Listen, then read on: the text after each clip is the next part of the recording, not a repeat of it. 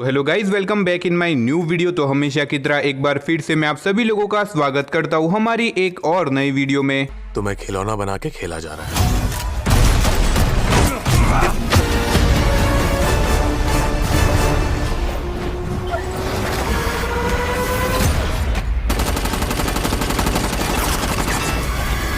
तो गाइज यार, Hollywood movies देखना तो हम में से हर किसी को पसंद है, लेकिन आज के टाइम पे एक अच्छी हॉलीवुड मूवी ढूंढ के लाना बहुत ज्यादा मुश्किल काम हो चुका है। तो बस मैं आपके इसी मुश्किल काम को आसान करने के लिए हॉलीवुड की कुछ न्यू मजेदार top 12 new fantasy adventure movies और एक बहुत ही कमाल की वेब सीरीज के बारे में बताने वाला हूँ, जो कि आपको अभी के टाइम पे हिंदी लैंग्वेज में देखने को मिल जाएगी। लेकिन वीडियो शुरू करने से पहले हमेशा की तरह अगर आपको भी मेरी तरह हॉलीवुड मूवीज देखना पसंद है तो मेक श्योर आप हमारी चैनल को सब्सक्राइब करके पास में जो बेल आइकन है उसे ऑन करके ऑल पे सेट जरूर करना, ताकि हमारी हर नई वीडियो का नोटिफिकेशन आप सभी लोगों के पास सबसे पहले पहुंच सके। वो है क्या?